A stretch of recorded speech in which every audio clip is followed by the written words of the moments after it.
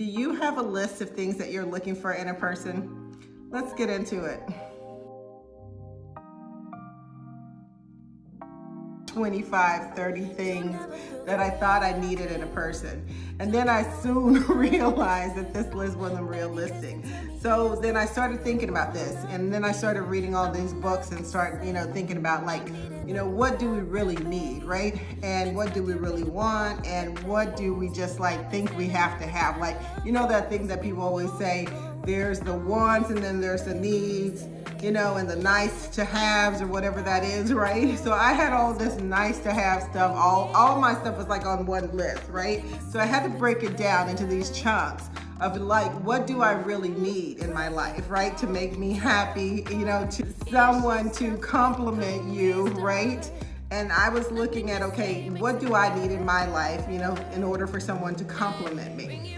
And one of the biggest things, I like to have in life, and I've talked about this, time and time again, is peace and peace of mind, right?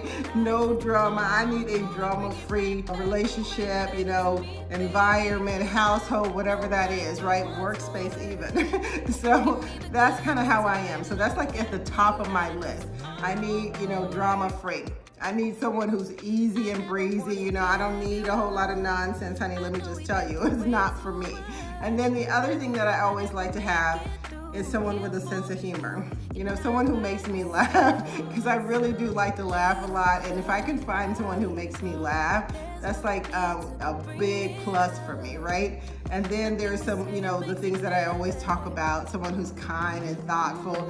I also like people who are smart, people who can figure stuff out, right? Whether or not they have book smarts, or they learned it on the streets or just learned it on their own, or, on the job training, whatever that is, or taught themselves. Hell, that's, if you can teach yourself a lot of stuff, that's good too. And so I like people who are really smart. So these are my top list, right? And then I started thinking about all this other stuff. I always used to say I need someone who's tall, right? I need someone who's fit. I need someone who's financially stable. And all of those things are nice. But those are preferences. They're not, things that you have to have in a person. Because at the end of the day, whether or not someone's short or tall, that's what ladders are for. So if they're not tall enough, honey, they can just use a ladder. And that's okay. Or if they're not fit enough, they can work on that, if they want to, right? And so there's things that you have to think about, are these things that I really need to make my life better, to complement me, right? That fills in the gaps, for the things that, I need that I may not even know that I need, but I need them, right? And that's what I want you guys to think about, when you start creating these lists. And I don't think lists are bad. I just think they need to be realistic, right? So I would say when you're creating these lists, right? Make sure that, you have at the top the things that you need that complement your life, right? That fills in the gaps for you for the things that you may not even know you don't have, right? Or that you need in your life, and someone who's supportive. I need someone who's very supportive because of all the work that I have to do and all the stuff that I'm involved in, right? I don't need someone who's trying to compete with me, honey. I don't need someone who needs a whole bunch of, attention all the time, because unfortunately I don't have the time to give, nor do I really want to. But, that's another topic for another day, okay? So my point is this: it's okay to have a list, and let me just go ahead and recap. Let's just go ahead and get into it, right? So it's okay to have a list. Do you need 25 or 30 things on the list? Probably not.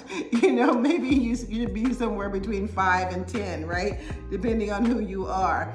But make sure that the things that you really need in your life to complement you, to benefit you, to fill in the gaps, right? That those are at the top. And maybe those are 5 or 6 things. They're not 10 things, right?